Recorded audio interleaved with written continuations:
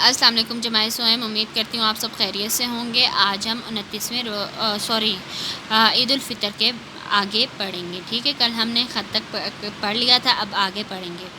29ویں روزے کو افطاری سے پہلے پھوپھی جان اپنے بچوں کے ساتھ لاہور پہنچ گئیں۔ امی جان نے افطاری پر کھانے کی چیزوں کا اہتمام کر رکھا تھا۔ سب نے مل کر روزہ افطار کیا، نماز مغرب ادا کی اور چھت پر عید کا چاند دیکھنے چلے گئے۔ آسمان پر ہلکے ہلکے بادل چھائے ہوئے تھے۔ اچانک پھوپھی جان کی بیٹی ارم نے خوشی سے کہا، وہ دیکھیں، وہ رہا چاند۔ سب اس طرف دیکھنے لگے جس طرف اس نے اشارہ کیا تھا۔ وہ رہا، سب چاند کو دیکھ کر دعائیں مانگنے لگے۔ باریک سا چاند آسمان پر عید کی خوشخبری دے رہا تھا، یعنی کہ 29واں روزہ تھا۔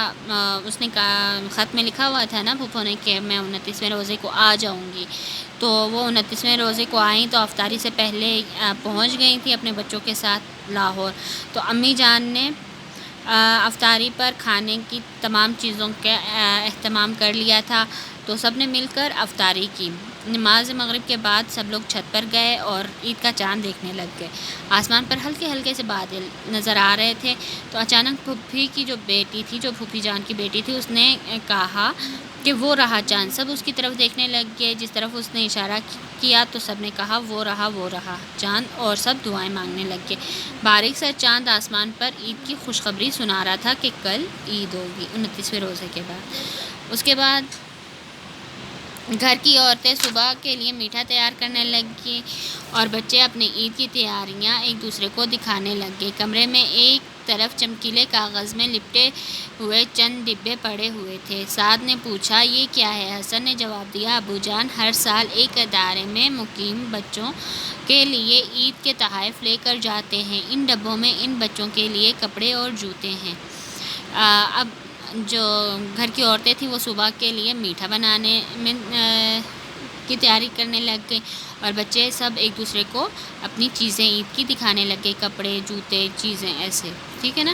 کمرے میں ایک طرف چمکیلے کاغذ میں لپٹے ہوئے چند ڈبے پڑے ہوئے تھے، تو سعد نے پوچھا وہ کیا ہے؟ حسن نے جواب دیا کہ ابو ہر سال ایک ادارے میں جو یتیم بچے ہیں یا جو ایسی چیزیں لے نہیں سکتے ان کے لیے تحائف ہیں، تو ان ڈبوں میں ان بچوں کے لیے کپڑے اور جوتے ہیں۔ تو سعد نے حسن کو بتایا، ہماری امی جان بھی لاہور آنے سے پہلے محلے میں موجود چند مستحق گھروں میں عید کا سامان دے کر آئی ہیں تاکہ وہ بھی عید کی خوشیاں منا سکیں۔ امی جان کہتی ہیں خوشیاں بانٹنے سے بڑھتی ہیں۔ تو سعد نے کیا بتایا کہ ہماری امی جان بھی لاہور آنے سے پہلے، یعنی کہ ساہیوال میں، وہ بھی چند جو مستحق یعنی کہ جو غریب گھر ہیں، جو ایسی چیزیں نہیں لے سکتے، افورڈ نہیں کر سکتے، ان کو بھی وہ عید کا سامان دے کر آئی ہیں تاکہ وہ بھی عید کی خوشیاں منا سکیں۔ اور کون کیا کہتی ہیں؟